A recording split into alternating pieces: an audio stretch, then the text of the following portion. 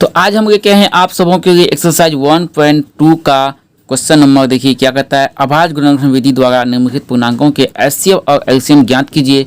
तो इसको ज्ञात करने से पहले आपसे थोड़ा सा रिक्वेस्ट है कि आप हमारे चैनल में नए हैं तो चैनल को सब्सक्राइब कीजिए, और नए नहीं हैं, पुराने हैं या मेरे चैनल को सब्सक्राइब कर चुके हैं तो अपने दोस्तों को या किसी को शेयर कीजिए ताकि वो भी सब्सक्राइब करें और वीडियो को देखें।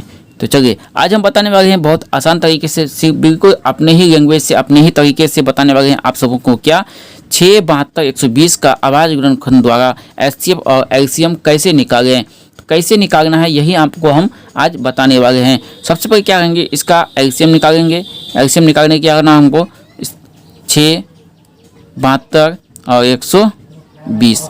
तो 72 का देखते हैं कितना होना चाहिए, 2 से करते हैं, 36 दूना 72, 2 से करते हैं, 12 दूना 36, 2 से करते हैं, 6 दूना 12, 2 से करते हैं, 3 दूना 6। तो देख लेते हैं, 2, 4, 3 दूना 6 दूना 12, 12 दूना 12 36 होता है, 12 36। तो 36 उसके बाद यहाँ पे क्या होगा कि फिर से देख लेते हैं कि क्या कहता है कि यहाँ पे 3 दूना 6 बचा, 1, 6 दूना 12 हो गया। अब यहाँ पे देखते हैं फिर कितना है, 3 है, तो यहाँ पे कितना होगा, इसको 3 से करते, 3 एकम 3 और यहाँ 3 दूना 6। यहाँ पे कितना हुआ, 2, तो 2 देखते हैं, 2 से कटेगा नहीं, तो इसके दोनों अंक को लेने के बाद क्या करना होगा, 6 दूना 12 और 3 दूना 6। तो इसका क्या निकल गया, तो 2 गुना 3। अब इसका क्या निकलेगा, 2 गुना 3 गुना 2 गुना 2 गुना 3। तो 3 दूना 6 दूना 12 36, 36 दूना 72। अब 120 का देखते हैं, 2 से करते हैं तो 6 दूना 12, 0 तक जाएगा। फिर 2 से करते हैं, 30 दूना 60, फिर 2 से करते हैं, 15 दूना 30, और फिर 3 से करते हैं, 5 तिया 15। तो इसका क्या निकलेगा, 2 गुना 1 3 है तो 1 3 देंगे, उसके बाद क्या है, 1 2 है तो 1 2, उसके बाद 5। तो यहाँ पे देखिए क्या करना होगा, एचसीएफ निकालने के लिए हमको एचसीएफ निकालने के लिए हमको क्या करना होगा, तीनों अंक में जो विभाजित है सबसे कम संख्या उसको लेना होगा। तो 3 गुना 2 है, क्या है, 3 गुना 2, यानी एचसीएफ मेरा क्या निकल गया, एचसीएफ बराबर हो जाएगा मेरा 6 आंसर। अब बात करते हैं एलसीएम का। एलसीएम का बात करते हैं तो एलसीएम क्या निकलेगा, एलसीएम। एलसीएम में हमको देखना होगा और क्या क्या मिलता है 2 अंक में। तो यहाँ 2 मिलता है, यहाँ भी मेरा 2 मिलता है, तो लिखेंगे एलसीएम बराबर 2 गुना 3 गुना 2 गुना 2, 1 2 3 4, 4 को लिखे। उसके बाद क्या बचा, 3 गुना 5। तो अब इसको हमको क्या करना, गुना करना होगा। तो 3 दूना 6 दूना 12, 12 दूना 24, 24 तिया 72, 5 360, यानी इसका आंसर क्या आ जाएगा, 360। समझ गए, 5 तिया 15 दूना 30, 30 दूना 60, 60 यानी 6 तिया 180, 180 18 दूना 36, 360 मेरा ये हो गया आंसर। बिल्कुल मैथ आपको समझ में आया होगा, और हमारे चैनल में नए हैं तो प्लीज़ सब्सक्राइब कीजिए। देखते हैं अब नेक्स्ट क्या कहता है, दूसरा नंबर।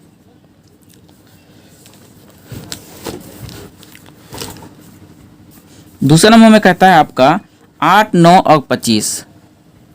8, 9, 25 का वही निकालना है, एचसीएफ और एलसीएम।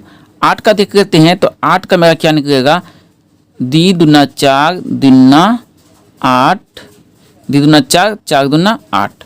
अब 9 का देखते हैं, तो 9 का क्या होगा, 3 गुना 3। अब 5 का देखते, 25 का देखते हैं, तो 25 का क्या होगा, 5 गुना 5। ये तीनों अंक में देखिए कि तीनों संख्या में हमको कुछ मिलता नहीं है। क्या नहीं मिलता है, तो तीनों जो संख्या है यहाँ पे दिया हुआ, तो इसमें हमको कुछ नहीं मिलता है जिसको हम यहाँ पे एचसीएफ इसका लिख सकते हैं। तो एचसीएफ बराबर क्या लिख सकते हैं, तो एचसीएफ बराबर हम लिख सकते हैं 1। क्या लिख सकते हैं, हम लिख सकते हैं 1, यानी संख्या 8, 9 और 13 का कोई अभाज्य गुणनखंड नहीं निकला। क्या, कोई अभाज्य गुणनखंड नहीं निकला, इसलिए हमको लिखना होगा एचसीएफ बराबर इतना। तो एचसीएफ बराबर संख्या को लिखेंगे, क्या है संख्या, 8, 9, 25 का न्यूनतम क्या है, न्यूनतम अऋणात्मक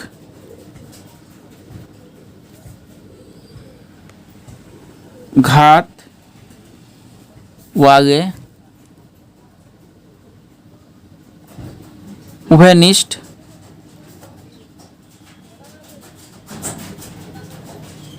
अभाज्य गुणनखंडों के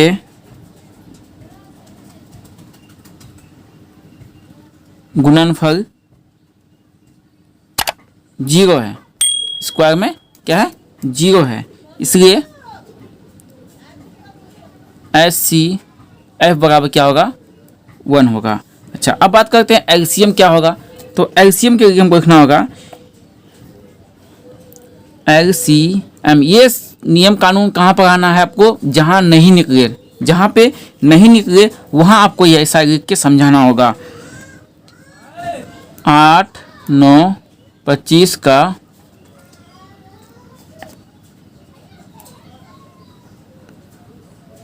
अधिकतम यहाँ पे ऐसा नहीं होगा,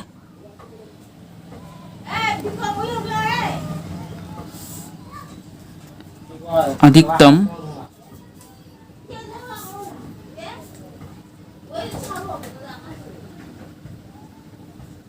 धनात्मक पूर्णांक घात वाले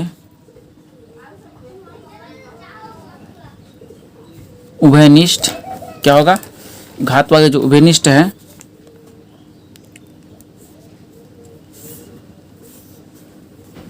अभाज्य गुणनखंड के गुणनफल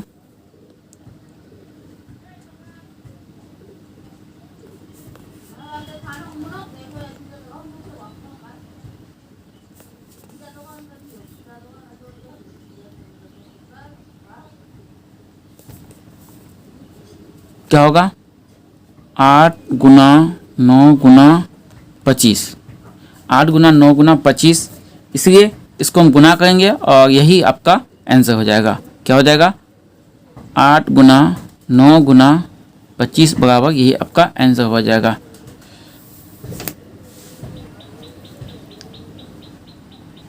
बहुत सिंपल तरीका है, देखिए 25 8 कितना होता है, 200 गुना 9 करेंगे तो 9 दूना 18, यानी 1800 इसका क्या हो जाएगा, आंसर हो जाएगा। चलिए मैथ आपको समझ में आया होगा, आशा करता हूँ कि आप हमारे चैनल में नए हैं तो प्लीज़ सब्सक्राइब करना ना भूलें।